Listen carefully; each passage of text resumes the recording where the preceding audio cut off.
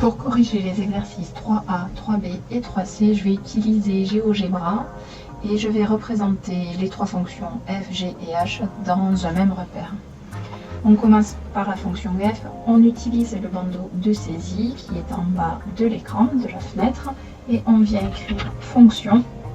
Les premières lettres suffisent, on sélectionne fonction de A. Ici, tout se passe au clavier, on ne touche plus à la souris, on vient écrire à la place de fonction, on vient taper directement 2x plus 1. On se déplace avec les flèches du clavier. Donc sur la flèche de droite, on va sur 2. On veut représenter, il est dit dans l'énoncé, cette fonction entre moins 4 et 5. Donc on vient écrire ici moins 4. On se déplace encore vers la droite et on écrit 5. La fonction se trace. J'ai plus qu'à valider en appuyant sur la touche Entrée. Je recadrerai après quand j'aurai représenté mes trois fonctions. On continue de la même façon avec la fonction G. On écrit fonction. Je me sers de la souris pour sélectionner à nouveau fonction de A. Je touche plus à la souris, je tape ma fonction G, x carré, donc x exposant 2, j'utilise l'accent circonflexe, moins 2x, plus 1. On veut la représenter de moins 2 jusqu'à 4, donc on se déplace avec les flèches du clavier. Je veux aller de moins 2 jusqu'à 4. Je valide en faisant entrer, la fonction G est tracée. On termine avec la fonction H. Encore une fois, on choisit fonction de A qui permet donc d'écrire l'expression ou la formule de la fonction et d'écrire ici l'intervalle sur lequel on veut la représenter.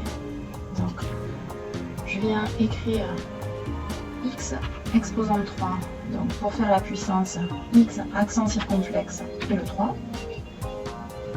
moins 12x, plus 5, et on veut la représenter, cette fonction, sur l'intervalle allant de moins 4 à 4,5.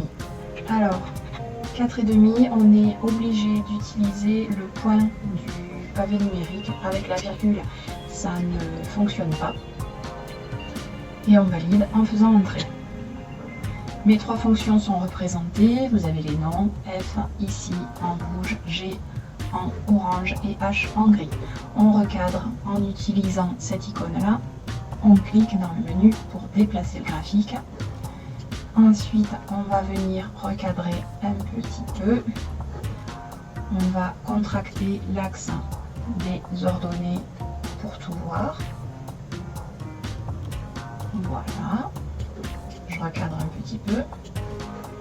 Et on peut étirer, si on le souhaite, l'axe des abscisses. Vous avez donc en rouge, je reprends le pointeur, en rouge la fonction f, ici, qui est une fonction affine, on reverra ça plus tard. La fonction g, qui est une portion de parabole, une fonction carrée. Et la fonction h en gris, qui est une fonction cube. Là aussi, on reverra ça plus tard. Voilà, les trois fonctions ont été représentées dans le même repère. On pouvait très bien faire une fonction dans un repère et répéter ça 3 fois.